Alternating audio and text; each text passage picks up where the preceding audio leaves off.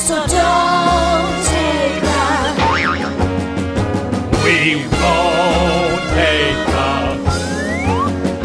Yes, let's be the Pods. in Springfield. Like a introductory pre-ramble. I think this is it. Oh, okay. Very good. Episode 2 of Pods In the key. of Springfield.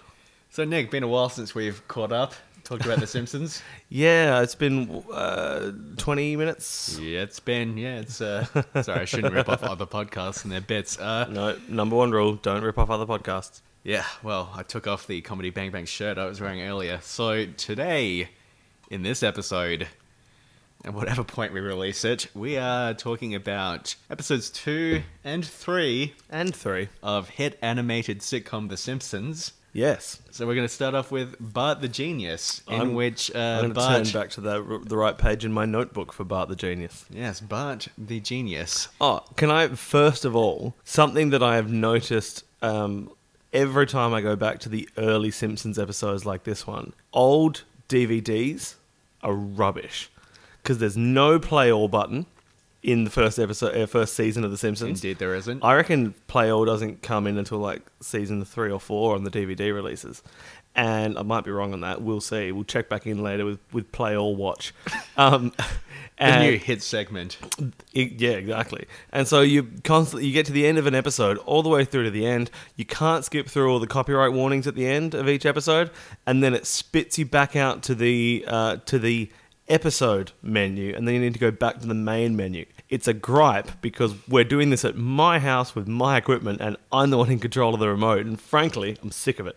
Yeah, is this just our way of establishing that we're watching these episodes legally as well? Yep, that's literally the whole reason I did this. Okay, fantastic. All right, so Bart the Genius, in case anyone doesn't remember, it's the episode where Bart switches his aptitude intelligence test with Martin, and he is mistaken for a genius, and he goes to genius school. At the end, I believe his father tries to kill him, and it goes from there. Yeah. Yeah, okay, so let's talk through some of the stuff here. This is the first episode with a gag on the chalkboard. Yeah. I forget the terminology for that. Chalkboard gag?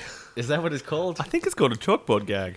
God, it really has been a while since we properly watched these episodes. In this one, what was it? I will not waste chalk. So again, we have this theme of economic breakdown in The Simpsons. Yeah. Yeah, I'll take it. The school being unable to afford chalk. It's a real issue. So we start off in this first scene when Maggie spells out E equals MC squared with the blocks, and then the blocks fall to the ground. This is like the shattering of some sort of dream on Maggie's part, I think. You know, she's it's heavily implied that Maggie is the smartest of the Simpsons throughout the entire show. Yeah. But nobody ever notices throughout. Then this is like the ongoing theme of this entire episode, I suppose, is that the children in the Simpson family are much smarter than anyone gives them credit for. I'll take that. Except I've always had an interesting relationship with the way our society treats the phrase E equals MC squared, because knowing that phrase does not mean you have a clue about what that phrase actually means. And it's something people bandy about as like a shorthand for intelligence, when actually it's no different to knowing the name of a football club. It doesn't mean you know anything about the football club. That's a weird analogy to make. This is the most Nick gripe I can think of, I think. This is... I mean, I feel like I should have known, even mentioning the phrase E equals MC squared, that you would have something hyper-specific to dig into there. Some sort of broad cultural issue that you've identified. I mean, look, I've never considered my brand until now, but you're right, that is on brand for me. Did you notice the very noticeable drop in quality throughout this episode? Yeah, I've got a note here saying all of the walls are gradients. Yeah, which is fade to white. A very odd thing that only happens in a couple of season 1 episodes from my memory, where every wall is like pink that fades to white as it goes left to right or right to left. What decision was that? Especially because if it was a decision where they said, okay, well, we're going to have the characters on the right side of the screen, so let's make it fade to white to the characters stand out more, maybe I'd give them a pass, but the framing is not consistent with that. No, well, this is, I don't know. I don't know what conditions were like when they were animating these back in the 80s. I don't know, maybe there's some sort of explanation if we were to do even the slightest amount of research. I wouldn't have thought so. No, probably not. I mean, as far as I can tell, the 80s existed entirely of gradients. I'd like to talk about this aptitude test that Please. Bart takes. Did you have any thoughts on any of that? We only really get one question, but even the very fact that they're forcing these 10-year-olds to take an IQ test seems very odd to me, and then they give them the results back. Yeah, well, that was something I found interesting, is that the test was in the morning, and just after school, which is 3:30, maybe 3:45, the psychologist is running back in saying, we've got wonderful results from the test this morning. A, how's the psychologist getting them? He's not the one running the test. B, how is it being processed that quickly if every student in the school's doing this? But to the point that your question, not your question, to your point about the question that we see Bart processing visually about the trains and how many passengers are on it, and there are I think it says that there are 40 people on the train at the start, and there are 5 carriages, and each carriage contains the same number of people. All that stuff. It builds to a ridiculously complicated question that I'm fairly certain doesn't have a resolution. No, this when I watched this show as a child, I remember thinking that the American public schooling system seemed tremendously difficult. And Lisa she's an 8-year-old and she's being asked to write essays. Yeah, that seems when I was 8, like if you went the whole class without taking your pants off, the teachers would applaud you. That was applaud you. That was a big deal, yeah. And speaking of which, this question that Bart has to answer, maybe he doesn't reach the end of the equation, but I feel like the very fact that he starts to visually process this is actually very advanced. Yeah, it's for an a child of interesting that point. age. Which brings me to a point that I want to make about this episode. Okay. I think maybe Bart is actually a genius. I think that seems to be the implication running throughout this episode. For starters, we have him processing this question relatively well. Sure. At a later point where he's asked to come up with a paradox, he says, well, you're damned if you do, you're damned if you don't. That's actually a pretty good paradox. Yeah, it's not bad. Yeah, that's a real thing. He knows what a cuspidor is at one point in the episode. I didn't know what a cuspidor is. I had to look that up. It's a spittoon, as it turns out. Really? Yeah, but that's what kind of 10-year-old knows the word cuspidor? That is a weird word. He's not going to be encountering cuspidors in his day-to-day life. I wouldn't have thought so. I mean, that's the equivalent of saying chiropodist instead of foot doctor. Yeah, maybe. And then, I don't know, is there a big spitting culture? There is actually a bit of a spitting culture in Springfield. That's spit theory, though. We'll get into that another time. On Spitwatch. The letter he's writing towards the end, admitting to his own stupidity, is pretty coherent and well-formed, I think. Bart's confession. Yep. He did misspell confession, but who hasn't done that in there? Exactly. When he spells wiener early in the episode, he does it with with some sort of regional dialect, which is... Yeah, Martin says that it was an acceptable ethnic version. Oh, I don't know. Martin, who in this early iteration is a little fucking ghoul of a character, by the way. Just this he's weird. Real piece of shit asshole who goes around just dubbing people in with his weird receding hairline and just being a dick. Yeah, at one point his hairline goes all the way back to the back of his head and then comes back to form his fringe. He's some sort of little ghoul, I think. There's some sort of little ghoul. Some sort of ghoul culture running throughout Springfield, I think. I've got to stop using the word culture to describe vague things that I'm picking up on. My favourite thing, just jumping back to when the results came in with I just saw the drawing you've done in your notebook. Yeah, we'll get to that. I can't wait. When the psychologist runs in with the results, Homer uses a lovely insult on Bart. He refers to Bart as a lunkhead, which I think I'm going to start paying attention to the things that Bart gets called. Frankly, it seems unwarranted. Lunkhead. Yeah. It's just like Bart is actually a fairly spirited, jovial child. Yeah, lunkhead implies, I mean, to me, it draws up images of apathy and lethargy. His invention of the Quidgy which has infiltrated modern society to such an extent that I feel like it's a word that I've heard used by a lot of people at this point. Sure. I don't know. It seems like a... Actually, going back to that, I know that you'd source a great deal of pleasure from looking at Scrabble boards. Yes, I do. You've often said to me that there should be art galleries that just exist of pictures of completed Scrabble boards. Yes, I definitely have an unhealthy relationship with the game of Scrabble. Yep.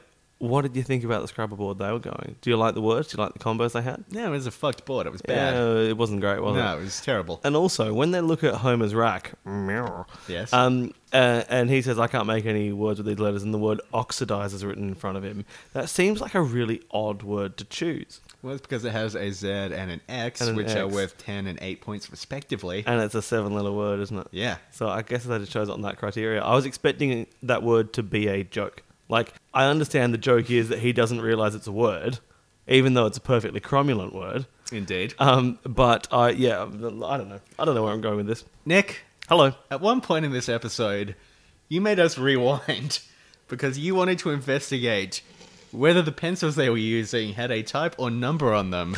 I did. What the fuck was that all about? Okay, no, so as the test starts, the aptitude test starts, and we go to the classroom scene, we see the blackboard, and it says, learning test, I think is the phrase they use on the blackboard.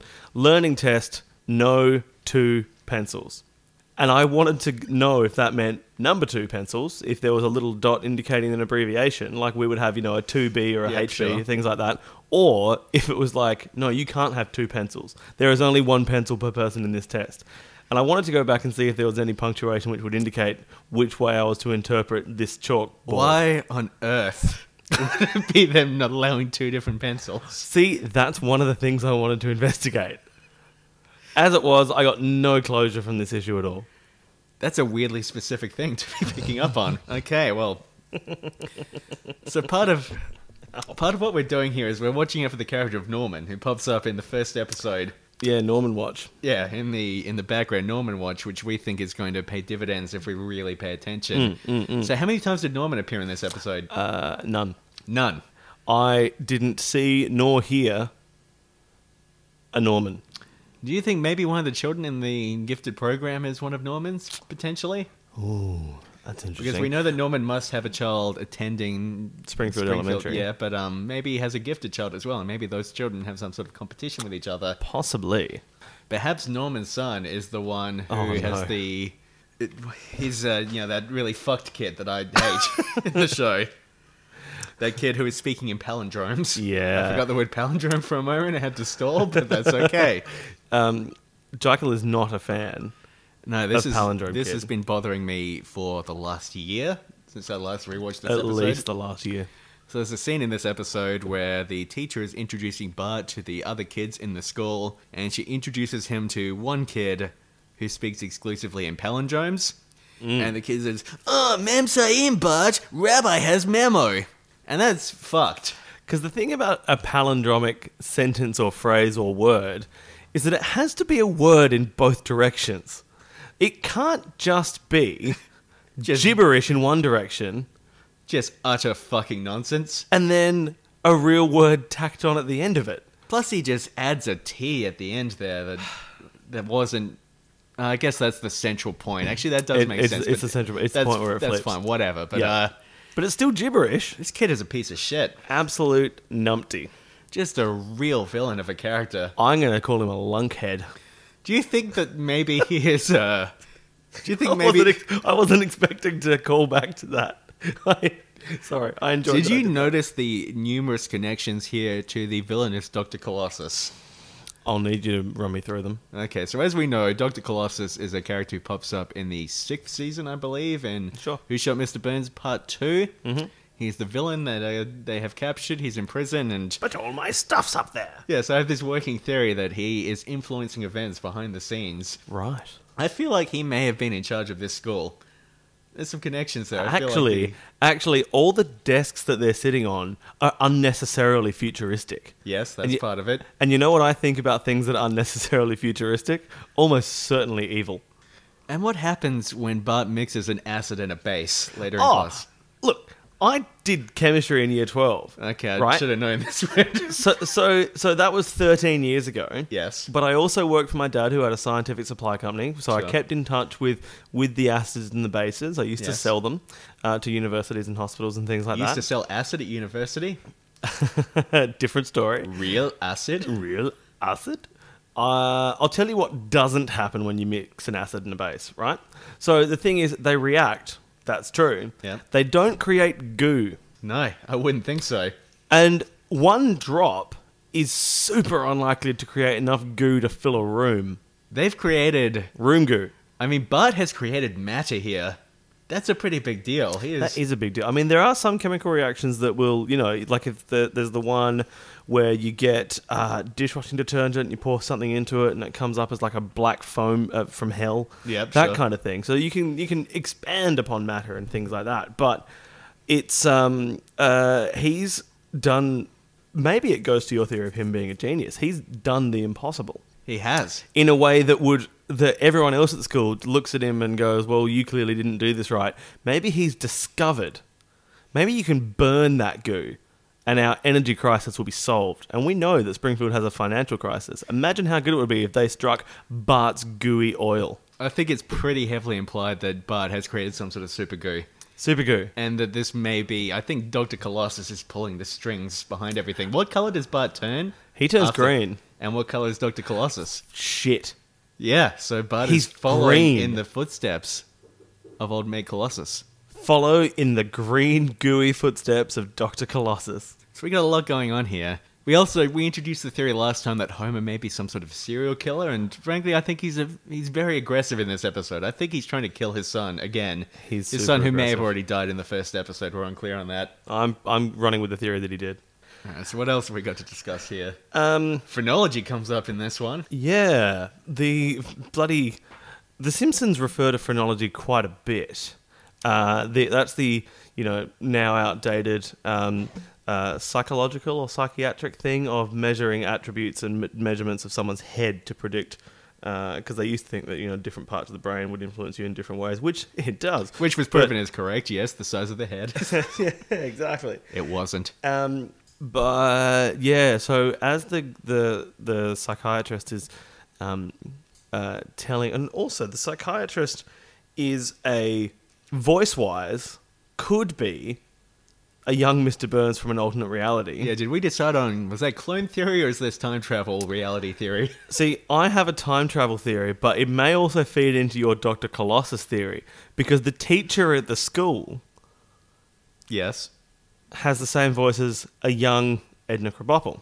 I Okay, think yes. Dr. Colossus has a combination time travel clone machine because he had a young Mr. Burns getting children into the school where they are being taught by a young Edna Krabappel. Okay. I don't know how this theory is going to play out To yet. what end? Just to fuck with things. And what about that RDRR joke? How does that tie into everything? I actually had to get my calculator out and check that because when it first came up on the board, I wasn't sure that R squared DR actually equals RDRR. And also, I'm not sure why if you were going to turn R squared DR into a longer form, I'm not sure why you move the double R to the end, but I get that. That's neither here nor there. That's My me, investment it's me in, being in ultra this specific. anecdote could not be higher. How's your sarcasm though? I really like it how they frame that picture that Bart draws on the wall of the principal at one point. Oh. Once he gets declared a genius, they frame the picture as though it's a great work of art. This is a good comment, I think, on the malleability of value in art. Oh, that is. Oh, Ooh, malleability of value. I enjoyed that. Can I tell you my favorite line? Nah. 'Cause, yeah, go for it. My favorite line for this podcast episode came from episode 2 Yes. of the show of The Simpsons. Yeah, Bart the Genius. But so after Bart had turned himself a Dr. Colossus shade of green, and Homer's helping wash him off with turpentine, I bet Einstein turned himself all sorts of colours before he invented the light bulb. Is that your Homer impression? It went a little Yogi Bear, didn't it? Hey, boy. I bet Einstein turned himself all sorts of colours. Before he stole them picnic baskets. My favorite line of the episode Please. is a few lines after that, when Bart runs past Marge and Lisa naked, screaming, as we all have at some point or another in our lives. Homer chasing him, obviously threatening to kill him because that's part of Homer's personality at this point. He's desperately trying to destroy his son before any sort of like a Oedipal conflict can kick in. And Very on brand for Homer. yeah, and Marge asks what's happening, and Lisa says, I think Bart's stupid again, Mum. And she just says, and that's the end of it. That is a good line. I enjoyed that. Yeah. Should we jump to the other episode, the fucked episode in this pair? Homer's Odyssey. Homer's Odyssey. My first note here is that Otto says he woke up with a new tattoo. And if we've seen in the first episode of the podcast, we analysed how tattoos work in the Simpsons Yes. world. I reckon the tattoo that Otto has, which is a smiling skull on fire being stabbed with a knife, Yes. took probably 15 to 20 seconds to do. I would hope so. Which is why he was able to sleep through the process and wake up with it being done. And I think the reason we don't see that tattoo guy again in the series, as far as I know, is that he was arrested for tattooing a sleeping man and a child in quick succession. Yeah, what's up with... Yeah. Now, my first question about this episode is, in what ways does it relate to the epic Greek poem, The Odyssey by Homer? All right, well, as you know, I've not read that, so I'm mainly going to be in your hands for this one. It seems like it hits the exact opposite beats of that poem, which is, I don't know, in the original poem, you know, Homer, well, I should say, what's his face, Odysseus, he's won the battle at Troy in Sure. the original, the Iliad, and then he's going on a grand quest, and he gets stranded on an island, and at one point he has to fight a Cyclops, he returns home, and he kills the myriad of suitors awaiting his wife. There's At one point, he competes in the Olympics and wins everything by a huge margin. None of that happened in this episode at all. I was hoping Homer would at least have to face the trial of the Cyclops. And it never happened. Is the Odyssey the one where he confronts Medusa and has to hold his shield upside down to kill a reflection? No, that's something else entirely. Oh. So, We'll skip my follow-up anecdote then. I don't know, should we? What was it? I don't know. Was it good enough? What's it? Okay, well, let's keep going then. So, I've been trying to make notes throughout these episodes of ways that this show has ruined my life. And one thing that really struck me while watching this one is that I have adopted The Simpsons and Homer's attitude towards beer without irony in my own life. Oh, yeah. In this episode, Homer, at one point, he's sitting on the couch, he's depressed, he's watching that brilliant channel for the unemployed, which I wrote down, Loaf Time, the Loaf channel for the Time. unemployed, which is a fantastic joke, and he sees an ad for Duff beer, and he says something along the lines of, beer, that seems like a good temporary solution. That's not the line, but anyway, he goes to the fridge, he's so dispirited that there's no beer there, and he has to break his son's piggy bank, that he decides to kill himself. There's a lot of lines like that in The Simpsons where Homer presents beer as the solution to his problems. Yep. And I feel like I've adopted that attitude without the irony that is intended in the show. So in that way, I feel like The Simpsons has justified the poor life decisions I've made in ways that maybe Matt Groening and company didn't intend. You know, for a long time, I thought it was pronounced Matt Groening. And then, I don't know if you remember this, about 3 years ago, I made a joke and I said, yeah, Matt Groening. And you nearly wet yourself laughing. And then you just kept going, what kind of character do you think he is? Sitting down writing The Simpsons going, ah. Oh, okay. Well, I have no memory of that at all. Okay. Are you sure it happened?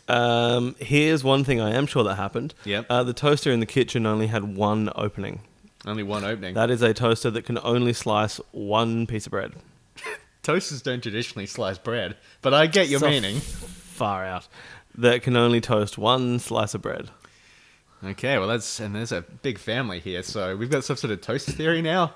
I just think no wonder why Marge seems so harried. If everyone at breakfast is having toast and she can only toast one slice at a time, I feel like she's going to spend all of her life. I feel like it's very rare that you breakfast. see The Simpsons eating toast on the show. It's mostly pancakes, waffles, bacon and eggs, that That's sort a of good point. thing. Oh, no wonder why they have such a bloody low-capacity toaster. It's because no one in there gives a stuff. Do you reckon The Simpsons are gluten-free?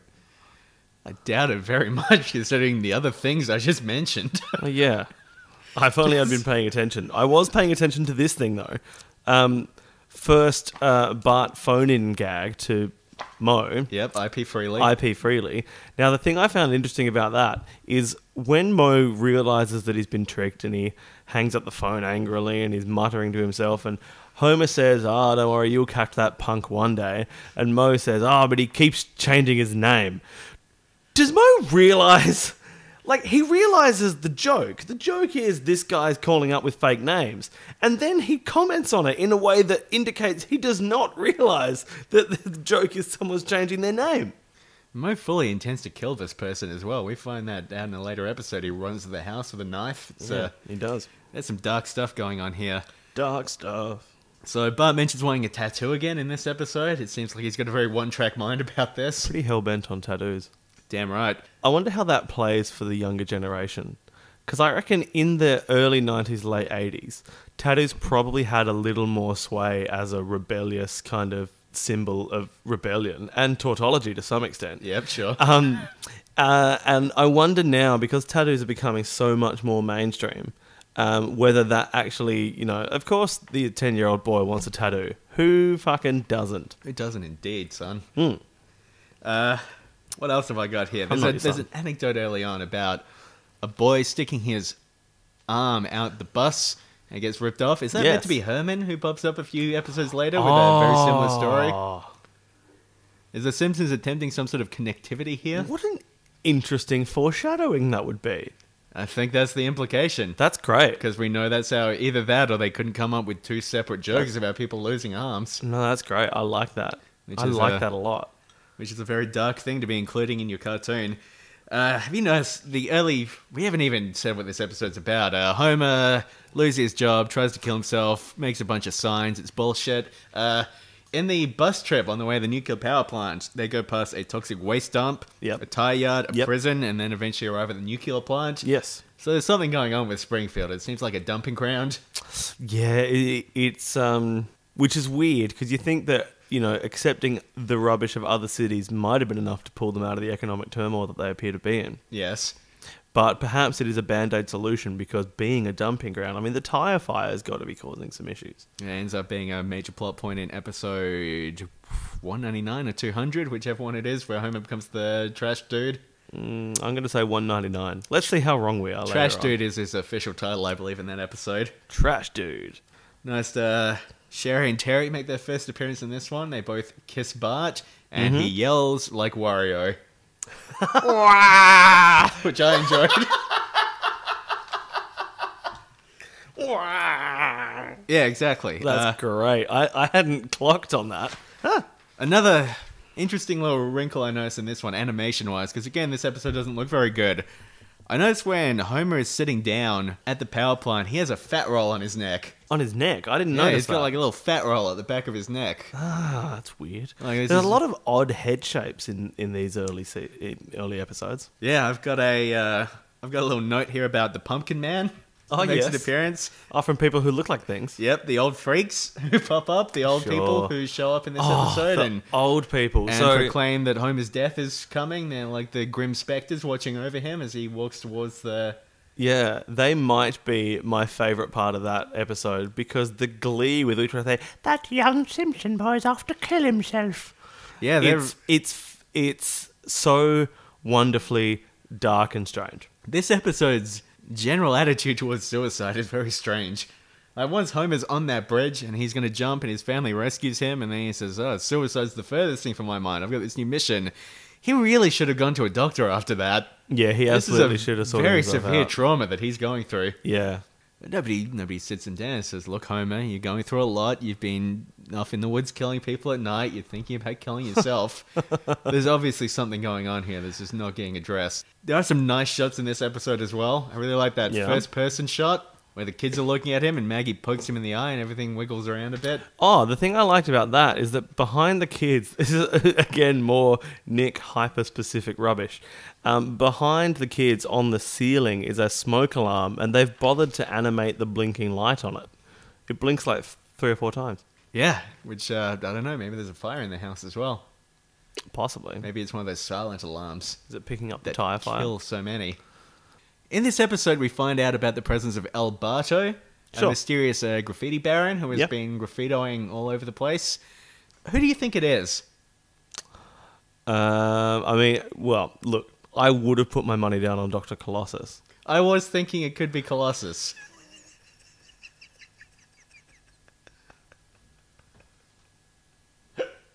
But who else could it be? I reckon we haven't seen this character yet, but I reckon it might be Jasper. You think it's Jasper? It's Jasper or Colossus for me. Okay, why Jasper? Oh, look, he's pretty nimble with a can, if you know what I mean. I've got some vague idea. We find out in this episode that Mo is getting pranked pretty hard, and it's ruining his life and twisting his heart into the Sure. sort of a bitter lump of coal that we see in later seasons. Sure. So I'm thinking maybe he's trying to strike out on his own, perform his own pranks. This is like his outlet. Right. It could also be Homer, you know, he's trying to curb his urges into other things. Something like that. I don't know, there's a lot Hey. going on in this episode. Hey, Homer, serial killer, homicide. Yeah. Yeah, those are some words that we could string together into a way that means something. Sure, that was like the word version of numerology, desperately looking for a pattern and then applying meaning to it. When we get into the fucked portion of this episode where Homer becomes some sort of safety baron, putting signs up everywhere, and we learn in like a 1-minute montage that he's now the hero of the town for some dumb reason. It is such a strange redemption story. There's some weird stuff going on here. Please. First of all, the government process is shown to be very effective. He goes in, he says there should be this sign, they agree immediately, the sign gets erected. But beyond that, Homer's presented as this sort of controversial hero figure, this sort of like counterculture hero. But it seems like everyone just approves of everything he does. Like the government is fully on board with him, the people are fully on board. I don't know, it doesn't seem particularly heroic. It just seems like some guy said, hey, this should happen, and then it happened. And there's this weird element to it where nothing he does is heroic. It's just sensible, and everybody agrees with it. There's no pushback, and there's not really a plot there. And then he goes to the power plant. It is a really, 3 episodes in to this brand new, sparkling, never-before-seen series. It is a very odd episode in that they go to kill off the main character. Yes. He only survives because his son can't sleep through the night. Indeed. And then, after taking... That is a bold move, right? In your 3rd episode, to kill off your main character. And then, not content that that's a big enough stretch of a story, they then have the weakest B story ever, that Homer becomes a guy who puts up signs. I got a bit of a theory for you. And look, this is... They ran out of ideas 3 episodes in. No, this is pretty out there. This is the kind of theory that I don't think anyone has ever presented before I'm looking forward to it. about this or any show. What if Homer successfully jumps off that bridge and the rest of the series are just his thoughts as he plummets? It's just like the incident at Owl Creek Bridge, but with Homer jumping off that bridge. Oh, yeah. Yeah. Yeah, I think there's some legs here. I don't think that many people... Have raised theories like that in the past. Yeah, I think this is fresh and new and interesting. Much like The Simpsons And itself. I think if we got onto Matt groaning, am I right? I think maybe he would back us up on this. I reckon he would. Because why don't they age? Well, see, that's another thing that So initially, I'd started concocting a theory I hope this is in earnest. while we were watching the second episode. I started concocting a theory while we were watching episode 2 because in the opening credit sequence where they show the school band, I thought I saw Allison, but Allison doesn't come in until much, much, much later. And then I was like, well, clearly this is like a parallel universe within its own time loop, if you will. And that was part of my explanation for why we had a young Mr. Burns as the psychologist and an old Mr. Burns as the evil nuclear power baron coexisting in the same city, much like we have old, beaten down Edna Krabappel as a listless and unenergetic primary school teacher, but also young Edna working at the special school. I was starting to develop this whole thing, and then episode 3 started, and I went, oh, that's not Allison in the band at all. So, threw the whole theory away. And you realise that time is not actually the flat circle that you thought it was. Have you been seeking the Yellow King? What? Sorry, these are references to a show you have not seen. Fuck. But, yeah. And then right at the end, when Homer gets his job as the safety advisor, technician, whatever that he has for the rest of the series. Safety inspector, isn't it? And he gets up on the banister and starts dancing like a fucking lunatic, like a real weird. fucking chwit idiot. And then he falls off the banister, and he's falling, and the crowd catches him, and that shouldn't have happened. No. What if while he's falling... his whole life is a dream. And he just splats right on the fucking pavement. Oh, yeah. Yeah. Because we know pavement splatting from the first episode is a bit of an ongoing theme. Yeah, with Maggie's face. Did Norman pop up in this one, Nick? Oh, in episode 3? Yeah. Let me think. Nope. I was thinking maybe it could have been Wendell's dad. Because we meet Wendell in this episode, and he's a real character. That's an interesting point. Is he Wendell's dad? Nope. Do we see Norman vomiting in the first episode? Because that would be a good tip. Oh, that would have been a good tip. We don't. But also, Homer doesn't pat Norman on the back in the extremely violent way that Bart pats Wendell on the back. So maybe that's his trigger to vomiting. And so maybe I don't have enough evidence to say whether or not this was a successful Norman Watch episode. But tentative investigations lead me to say it's not a successful Norman Watch episode. That's unfortunate, because I really thought Norman would be popping up pretty regularly. I'm keeping my eyes and ears peeled. Do you keep ears peeled? Ears open, eyes peeled. How does this keep coming up? The distinction between eyes and ears. This is the second episode. And anyway, did you have a favourite line from this episode? Did you record anything on this one? Yes. Yes? Sorry, I had to pick my book up. My favourite line from this one, I forget the context of it actually, I've just written it down. Oh, no. Yes, I remember the context now. It is when they're getting onto the bus and Bart's acting up, and Krabappel says, I've had just about enough of your tomfoolery. 2 reasons I like that line. A, tomfoolery is a lovely word. And B, it reminds me of my favourite thing that I've ever seen in a supermarket. Okay. So I was in a supermarket once, and a little kid, I'm going to say he was probably 6 or 7, somewhere around there, picked up 2 carrots out of the big carrot display, started using them as batons, as if he was conducting an orchestra, weirdly, an orchestra of carrots, because he was still at the carrot bay, which brings this he was using, that's the equivalent of picking up a cellist and using it to conduct an orchestra, but we won't go into that. He was conducting this thing and being a goose, and the mum said, Christopher, I am not in the mood for your behaviour today. And the kid looked up at the mum, earnestly put the carrots down, and said, well, how about Thursday? And I was like, that's perfect. You little bloody 6 or 7-year-old kid booking in ahead to misbehave. I love it. Booking in his mischief and his nonsense. Booking in his mischief and his nonsense. God, what a wonderful child. Isn't that the name of your autobiography? God, what a wonderful child. No, booking in mischief and nonsense. Either or. I think my favourite line in the episode is right towards the end, where Homer is speaking to the assembled mass that has formed outside the power plant to congratulate him on all the work he's done. All the signs. Which basically amounts to, I guess, standing in a building saying, I think we should have these signs. And he gets the microphone, and he says, unlike most of you, I am not a nut. Which to me is a really good illustration of how fucking ridiculous that whole plotline is. It's such a simple line too. Simpsons is a good show. Quality program? Yes. Should we keep watching it? Yeah. Okay.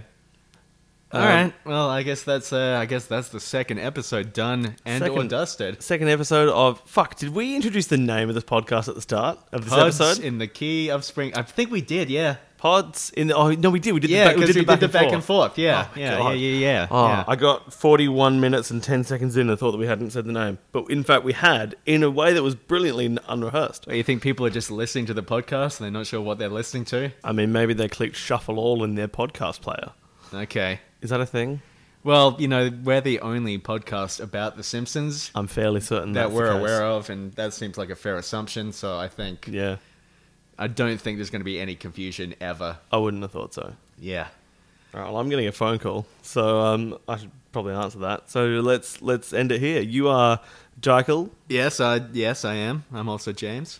I was going to say on Twitter. Yes, sure. Jickle. Yep. I am Nick Ibis, Nickibis. Yep, Nickabis. And this has been Nicky Biz, and this has been Pods in the Key of etc. Springfield.